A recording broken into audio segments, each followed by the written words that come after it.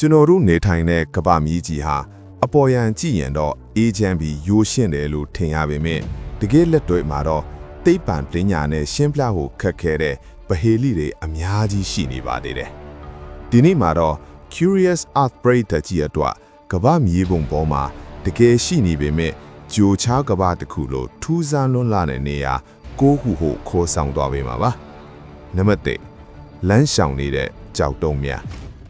ပထမဆုံးနေရာကတော့အမေရိကန်နိုင်ငံကာလီဖိုးနီးယားကတေမင်းတောင်ကြားပါဒီမှာရှိတဲ့ကြောက်တုံးကြီးတွေဟာလူမထွန်းပဲတရိတ်ဆန်တွေမပါပဲသူလူဘာသာလမ်းရှောင်နေကြတာပါကြောက်တုံးတွေရဲ့နောက်ွယ်မှာရွှေမြေပေါ်ကလမ်းကြောင်းတွေကိုအထင်ရှားမြင်နိုင်ပါတယ်ဆယ်စုနှစ်ပေါင်းများစွာဒါကိုပဟေလိဖြစ်ခဲ့ကြပေမဲ့နောက်ပိုင်းမှာတော့လေပြင်းနဲ့ရေခဲထွာပါလေးတွေရဲ့ပေါင်းစပ်မှုကြောင့်လို့ယူဆခဲ့ကြပါတယ်ဒါပေမဲ့အဲ့ဒီလောက်လေးလံတဲ့ကြောက်တုံးကြီးတွေကိုရွေးဖို့ဆိုတာအခုထိအံ့ဩစရာဖြစ်နေတော့ပါပဲနံပါတ်2သွေးရောင်ရည်တော်ဖြူထွေးနေတဲ့ရေခဲလုံတွေကြားထဲကနေသွေးရောင်လိုหนีရဲနေတဲ့ရေတွေစီးကျနေတာကိုမြင်လိုက်ရင်တင်ထိတ်လန့်သွားနိုင်ပါတယ်ဒါဟာတကယ်တော့တန်တတ်အလွန်များတဲ့ရေအောက်ရေခံတစ်ခုကနေစိမ့်ထွက်လာတာပါအောက်ဆီဂျင်နဲ့ထိကိုက်လိုက်တဲ့အခါတန်ကြီးတက်တယ်လို့အယောင်ပြောင်းသွားတာဖြစ်ပြီးဒီရေထဲမှာလွန်ခဲ့တဲ့နှစ်တန်းပေါင်းများစွာကနေပိတ်မိနေတဲ့အနုဇီဝသက်ရှိလေးတွေအသက်ရှင်နေတုံဆိုတာကိုတွေ့ရှိခဲ့ကြပါတယ်နံပါတ်3ထာဝါမုန်တိုင်းဗင်နီဇွဲလားနိုင်ငံကမာရာကိုင်ဘိုအိုင်းရဲ့အထက်မှာတော့ကမ္ဘာအကြီးမားဆုံးလျှက်စစ်ပြပွဲကြီးရှိပါတယ်တနစ်ကိုရက်ပေါင်း260ကျော်တညကို10နာရီနီးပါးမယမနာလျှက်စစ်လက်နေတတ်ပါတယ်တမိနစ်ကိုအချိန်ပေါင်း30ကျော်လက်တဲ့အတွက်ဒါကိုကမ္ဘာအလင်းအိမ်လို့တော့ခေါ်ကြပါတယ်နံပါတ်4ပင်လယ်သေးဂျော်ဒန်နိုင်ငံကဒီပင်လယ်ထဲမှာတင်ဗေရိုမှာရေမနစ်ပါဘူးစားရကတာမန်ပင်လယ်ထက်9ဆလောက်ပိုများနေတဲ့အတွက်လူတစ်ယောက်ဟာရေပေါ်မှာအေးဆေးပေါ်နေနိုင်ပါတယ်ဒါပေမဲ့စားရများလွန်းလို့ဘယ်ငါးနဲ့တရဝါမှမရှင်တန်နိုင်တဲ့အတွက်ပင်လယ်သေးလို့အမည်သွင်းခဲ့တာပါနံပါတ်5အဆက်အပြောက်ရှိသောကန်နွေရာသီရောက်ရင်ကနေဒါကဒီကန်ဟာရောင်စုံအဝိုင်းကွက်လေးတွေအများကြီးဖြစ်သွားပါတယ်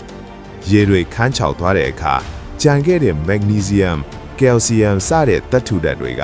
အရှောင်ရောင်အပြာရောင်အစိမ်းရောင်အဝိုင်းလေးတွေအဖြစ်ပေါ်လာတာပါဒါဟာကမ္ဘာပေါ်မှာသတ္တုဓာတ်အများဆုံးစုစည်းနေတဲ့နေရာတစ်ခုလည်းဖြစ်ပါတယ်နံပါတ်6လေပတ်နေလေကျွန်းအာဂျင်တီးနားနိုင်ငံတောနတ်ထဲမှာစဝိုင်းစုံတိတိကျကျရှိတဲ့ကျွန်းလေးတစ်ကျွန်းဟာ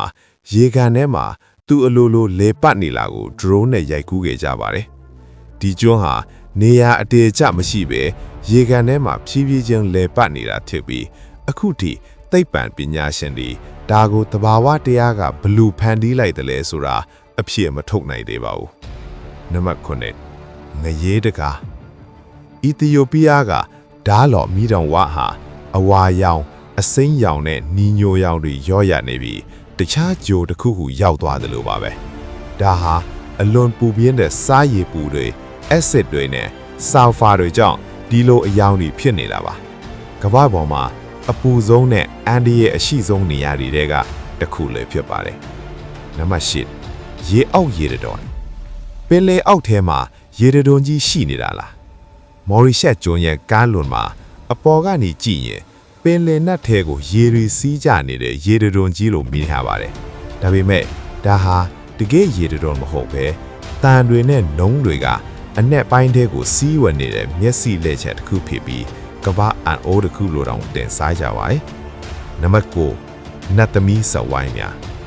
နမစ်ကန်တာတဲ့ว่าမြက်ပင်တွေကဘာလို့စဝိုင်းစုံတိတိကျကျနေရချန်ပြီးပေါက်နေကြတာလဲကွင်းပြင်ကျဲထဲမှာပဟေလိဆန်တဲ့ဒီစဝိုင်းကွက်တွေဟာကောင်းငင်ကနေကြည့်ရင်ထင်ထင်ရှားရှားမြင်ရပါတယ်ဒါဟာချက်ကောင်တွေကြောင့်လားဒါမှမဟုတ်မြေအောက်ကဓာတ်ငွေတွေကြောင့်လားဆိုတာအခုထိငင်းကုန်နေကြတော့မှာပဲဒီနေရာ9ခုလုံးဟာကျွန်တော်တို့ကမ္ဘာမြေကြီးမှာရှာမကုန်တဲ့လွှရွှေဝါတွေရှိနေသေးတယ်ဆိုတာကိုသက်သေပြနေပါတယ်သင်ရောဒီနေရာတွေတဲကဘယ်နေရာကိုအံ့ဩဆုံးလဲကောမန့်မှာပြောပြပေးခဲ့ပါဦး Curious Earth ကို subscribe လုပ်ထားဖို့လည်းမမေ့နဲ့အောင်နော်နောက်ထပ်ထူးဆန်းတာတွေကိုအတူတူရှာဖွေကြမယ်ဗျာနောက်ဗီဒီယိုတွေမှာပြန်တွေ့ကြမယ်